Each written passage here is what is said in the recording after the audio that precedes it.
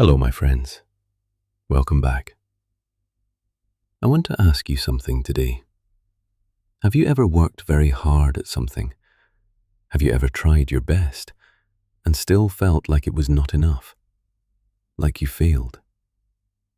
If yes, then today's story is for you. Because today I want to tell you about a man who could paint like no one before him. A man who designed flying machines 400 years before the first airplane. A man who understood the human body better than most doctors of his time.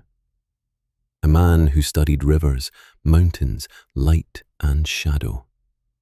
A man who filled thousands of pages with ideas that changed the world. And yet, on the last day of his life, this man said he was sorry. He said he had not done enough. He said he had wasted his life. He died believing he was a failure. His name was Leonardo da Vinci, and his story will make you see your own life very differently.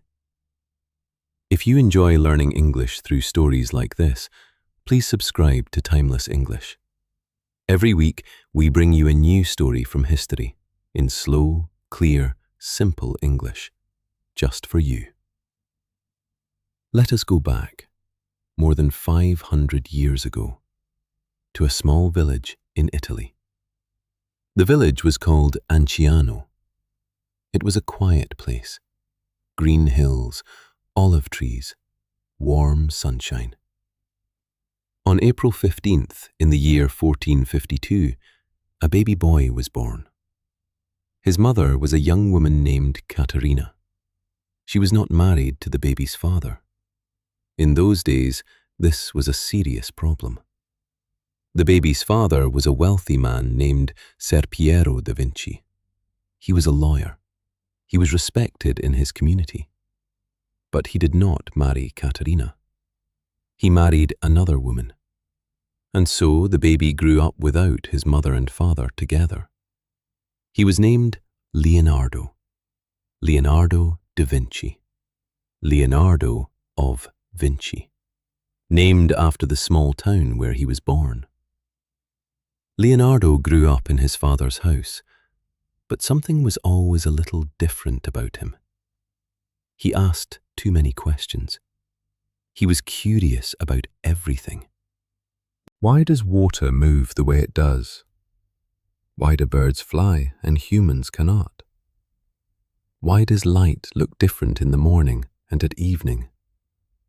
His teachers did not always know how to answer him. Most children accepted what they were told. Leonardo could not do this. He had to understand everything himself. He had to see it with his own eyes, touch it with his own hands, draw it in his own notebooks. When Leonardo was about 14 years old, his father noticed something. His son could draw. Not just well, extraordinarily well. His drawings looked more real than real life.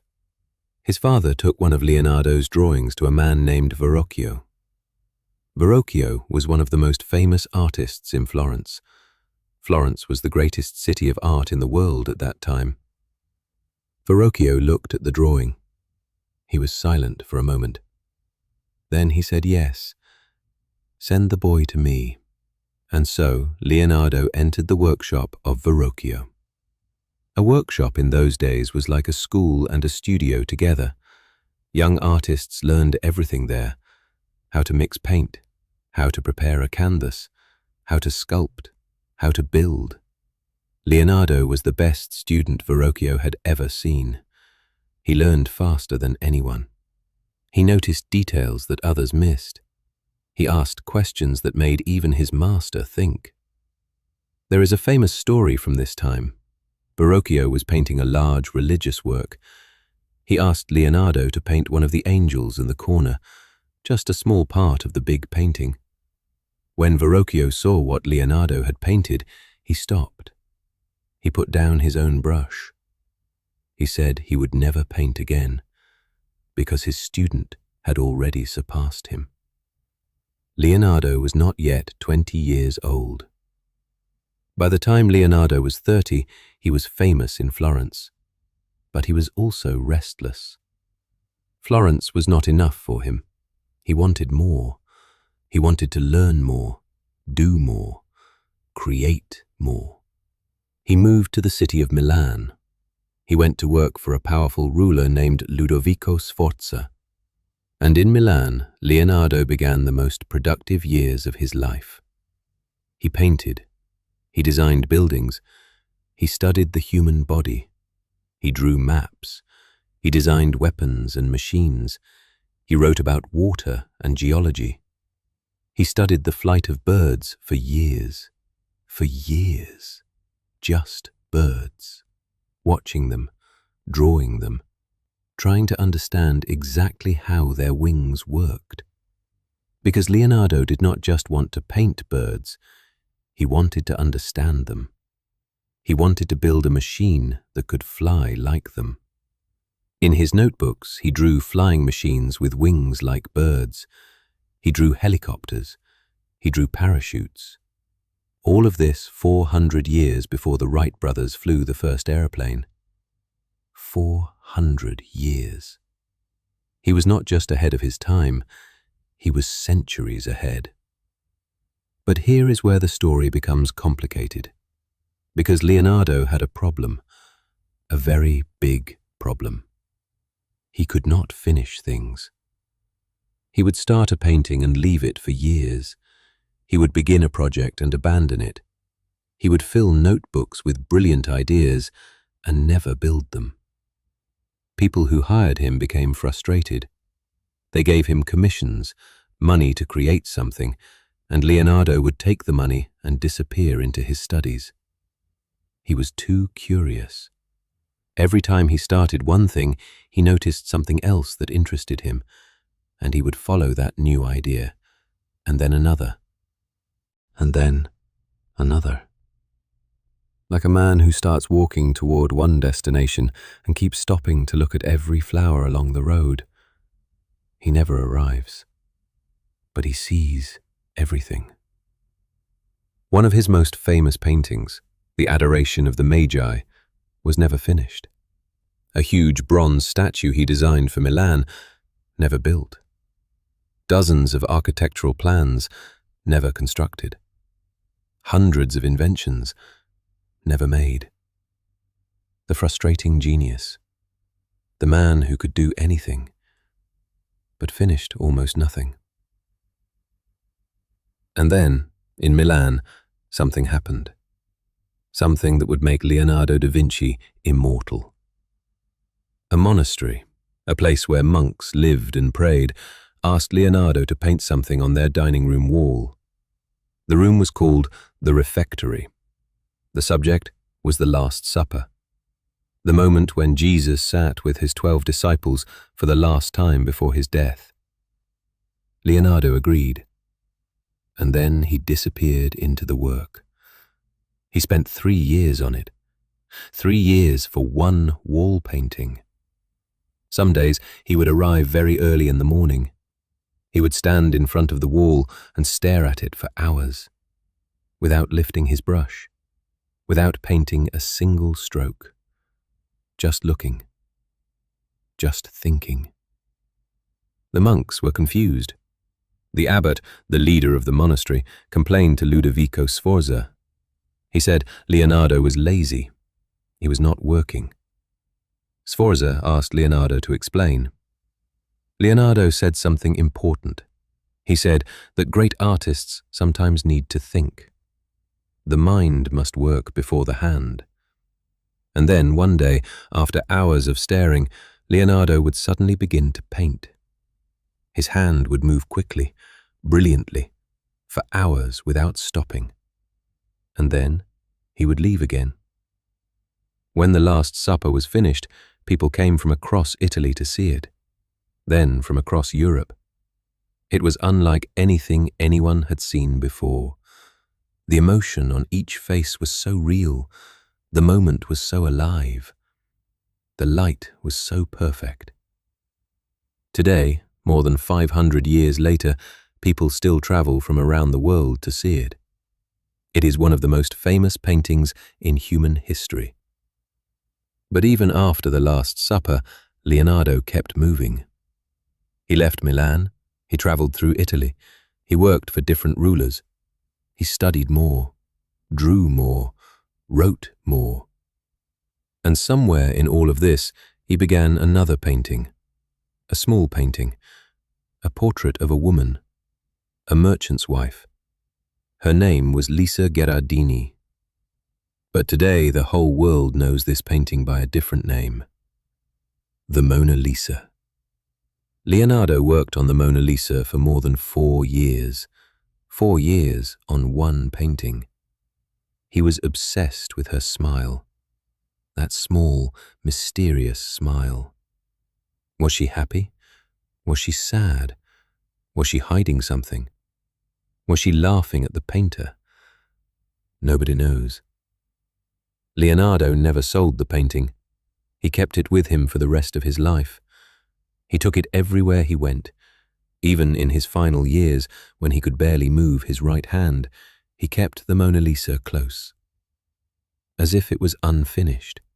As if he was still not satisfied.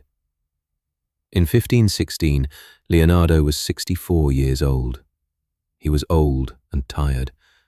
His right hand was damaged. He could no longer paint easily.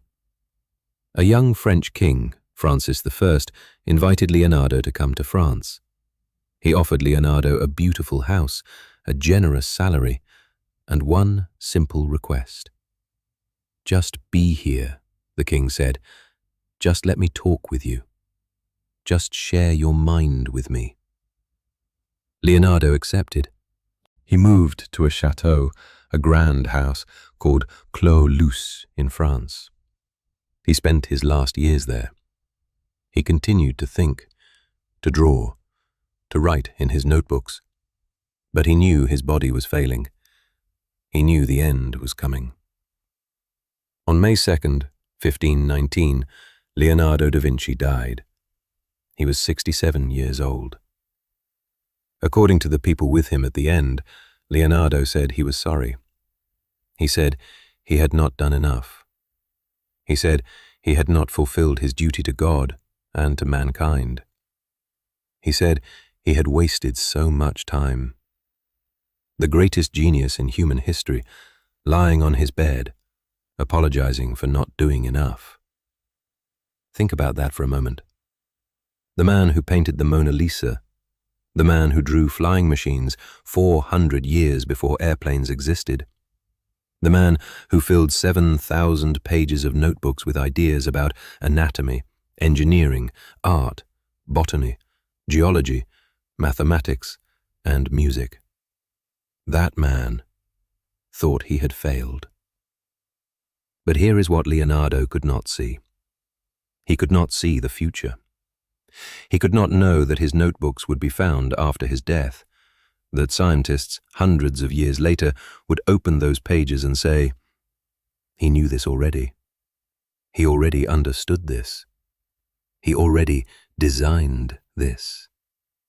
He could not know that the Mona Lisa would become the most famous painting in the world, that millions of people would stand before it every year with tears in their eyes.